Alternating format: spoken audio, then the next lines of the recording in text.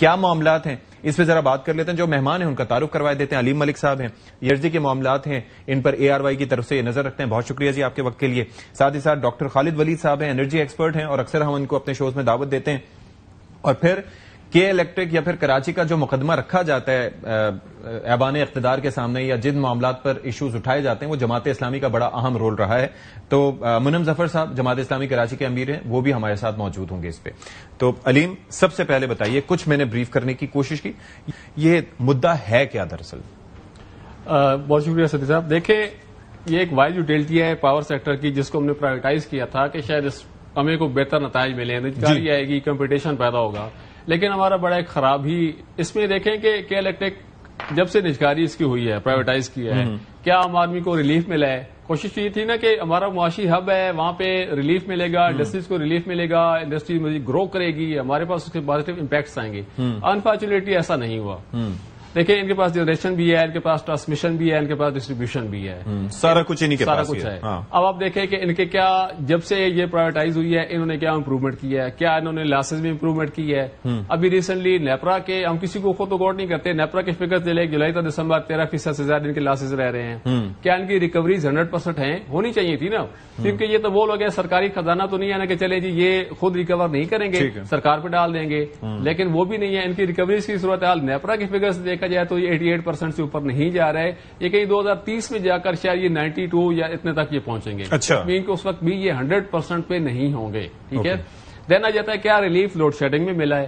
نہیں, load shedding ابھی recently پھر کوٹ کروں گا نیپرا کو. نیپرا نے ریسنٹلی ان کو کہا ہے کہ بھائی صاحب مہربانی کریں, آپ لوگ 12 گھنٹے کی لوڈ شیڈنگ کر رہے ہیں, 3 گھنٹے کی مسلسل لوڈ شیڈنگ کر رہے ہیں, اور آپ کو فیڈرل گورنمنٹ دے رہی ہے بجلی. ابھی فیڈرل گورنمنٹ ان کو کہہ رہی ہے کہ ہم آپ کو 1600 میگا واٹ تک دے دیتے ہیں, برائے مہربانی لوگوں کو بجلی دیں, لوگوں کو لوڈ شیڈنگ نہ کریں.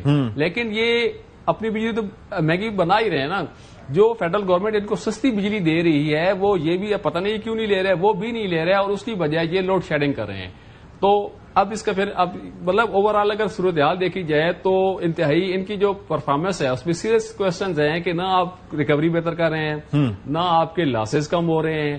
پھر یہ کہتے ہیں کہ جی ریسنٹلی ایک اسٹینڈنگ کمیٹی میں مونا سلوی صاحب انہوں نے کہا جی آپ لوگوں کو سمجھائیں, یعنی اب جو اسٹینڈنگ کمیٹیز ہیں یا نیپرا ہے وہ لوگوں کو سمجھائے گا کہ آپ بل دیں. آپ کا کیا کام ہے پھر؟ مطلب بل جو تنخواہیں ہیں. لیکن مجھے ایک چیز سمجھ نہیں آ رہی ہے کہ یہ بل کیسے کہا جا رہا ہے. یہ ڈومیسٹک صارفین ہیں, انڈسٹریل تو وہ کہہ رہے ہیں پورے دیتے ہیں, ڈومیسٹک نہیں دے رہے بل. دیکھیں, ان کا یہی لاجک ہے کہ انڈسٹریز ہماری 100% ہے, ڈومیسٹک ہم جب بل لینے جاتے ہیں بقول مونا صاحب کے, جب بل لینے جاتے ہیں لوگ ہمارے امپلائیز کے سر پھاڑ دیتے ہیں, ہمیں ریکوریز نہیں ہوتی, بلا بلا یہ, اور وہ کچی آبادیاں ہیں, بہت زیادہ انآرگنائز شہر ہو گیا ہے, کراچی بہت پھیل گیا ہے, اور مطلب اس قسم کی باتیں کی جاتی ہے نا.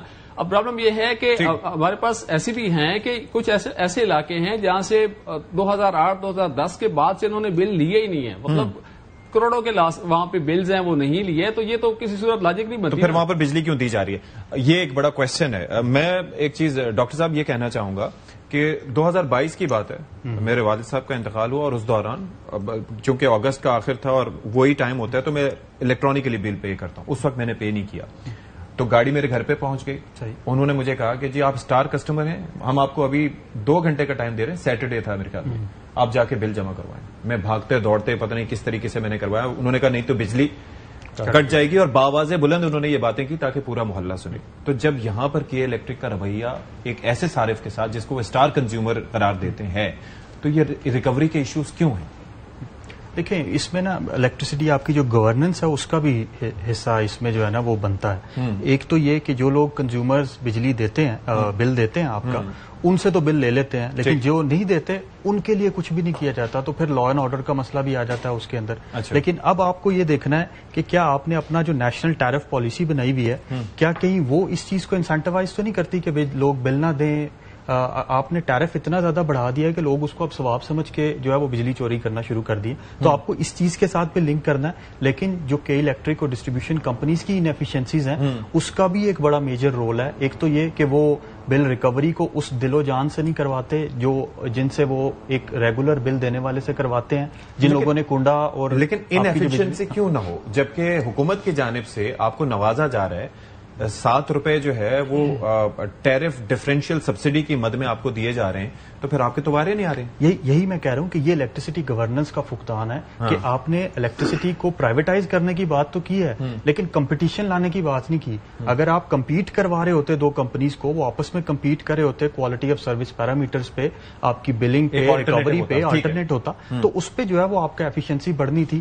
یہ جو ماڈل ہے ابھی ایگزسٹنگ ماڈل ہے جس کو آپ کے ٹیکس پیئر فائنانس کرتے ہیں, یہ ان ایفیشنسی کو جنم دیتا ہے. آپ کو اپنی national tariff electricity tariff policy کو اس طرح سے ری الائن کرنا ہے کہ ایک تو وہ ایفیشنسی لے کے آئے ڈسٹریبیوشن سسٹم میں, اور دوسرا وہ برڈنائز کم کرے, اور اس برڈن کم ہونے سے آپ کا الیکٹریسٹی کنزمپشن جو ہے وہ بڑھتا ہے, اور اس سے آپ کا جو الیکٹریسٹی ٹیرف ہے وہ بھی نیچے آنا شروع ہو جاتا ہے. تیسری چیز بڑی امپورٹنٹ ہے کہ یہ جو ڈسٹریبیوشن کمپنیز ہیں, پرٹیکولرلی آپ کا جو کے الیکٹرک ہے, ان کو یہ چاہیے کہ انڈسٹریل کنزمپشن کو تھوڑا سا انسینٹیوائز کریں, اور بے شک اپنے خرچے پہ تھوڑا سا کر لیں تاکہ وہ اپنا انڈسٹریل کنزمپشن بڑھے, تو اس سے آپ کا جو ریونیو کلیکشن ہے وہ بڑھے گا, اور پھر آپ اس کو فیزز میں آپ اپنے ڈسٹریبیوشن سسٹم پرووائڈیڈ کہ اگر یہ ایشوز ہوں تو. منم ظفر صاحب, آپ ظاہر ہے کہ جماعت اسلامی ایک بڑی آواز رہی ہے, کچھ آپ لوگوں کی اپنی بھی ریسرچ ہے اس معاملے پہ, یہ مدعا ہے کیا؟ کچھ تو ہم نے بلڈ کرنے کی کوشش کی ہے بیسڈ آن دا فیکٹس. آپ بتائیے کہ کیا مسئلہ ہے. میں اتفاق کروں گا علیم صاحب نے جو گفتگو کی اور دوسرے حضرات نے جو گفتگو کی, خالد صاحب نے. دیکھیے بات یہ ہے کہ کے الیکٹرک کی نجکاری کیوں کی گئی تھی. کے الیکٹرک کی نجکاری کرنے کی, پرائیویٹائز کرنے کی بنیادی وجہ یہ تھی کہ کراچی کے شہریوں کو بلا تعطل سستی بجلی مہیا ہو اور بلا تعطل ہو, یعنی ان انٹرپٹڈ بجلی کراچی کے شہریوں کو مہیا ہو.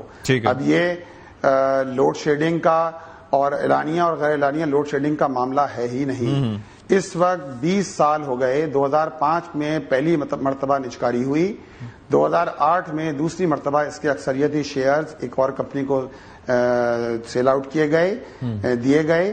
لیکن کے الیکٹرک جنریشن میں, ٹرانسمیشن میں, ڈسٹریبیوشن میں ناکام ثابت ہوئی ہے پچھلے 20 سالوں میں, جس کی وجہ آپ دیکھ رہے ہیں کہ اس وقت شہر کراچی میں لوگ شدید گرمی میں بجلی کی لوڈ شیڈنگ کی وجہ سے لوگ بے حال ہیں, اور لوگوں کو, شہر کراچی کے لوگوں کو اجتماعی سزا دی جا رہی ہے. اجتماعی کلیکٹیو سزا ہے یہ کراچی کے شہریوں کو, شہر کے لوگوں کو دی جا رہی ہے. کتنا ظلم ہے کہ جو شہر آلریڈی پورے ملک کو کہ 60% جس کا جو ٹیکس دیتا ہو, یعنی اگر پورے ملک میں 13 کھرب روپے ٹیکس ہوا ہے تو کراچی نے 8 کھرب روپے ٹیکس جمع کرایا ہے, جو 60% بنتا ہے. اس کو آپ جب بنیادی ٹیرف دے رہی ہے نیپرا, یہ نیپرا حکومت اور کے الیکٹرک کا نیکسس ہے, شیطانی اتحاد ہے.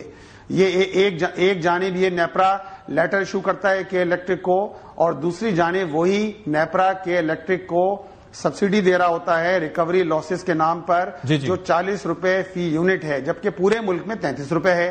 اب آپ مجھے بتائیے یہ کیوں ہے؟ یہ تو زیادتی ہے نا, یہ تو کراچی کے شہریوں کے ساتھ ظلم ہے, ناانصافی ہے, دوہرا معیار ہے کہ جو شہر آلریڈی آپ کو اتنا ٹیکس دے رہا ہے, جو ریونیو دے رہا ہے صوبے کو 96%, اس کے ساتھ آپ یہ کر رہے ہیں کہ 40 روپے آپ نے ٹیرف مقرر کر دیا, بنیادی ٹیرف 33 روپے پورے ملک کے اندر ہے. پھر وہی کے الیکٹرک جنریشن میں انہوں نے 20% جنریشن کم کی ہے پرائیویٹائز ہونے کے بعد. کیوں؟ وہ کے الیکٹرک جس کے صارفین کنزیومر, جس کے کنزیومر یہ نااہل ہیں, یہ پرانے پلانٹ چلا رہے ہیں, ان کو ابھی بھی این ٹی ڈی سی کے ذریعے ان کو بجلی مل رہی ہے, اور این ٹی ڈی سی کہہ رہی ہے کہ ہم 1600 میگا واٹ بجلی دے سکتے ہیں. اچھا, لیکن اس کے باوجود یہ 40 سال پرانے اپنے پلانٹ چلاتے ہیں.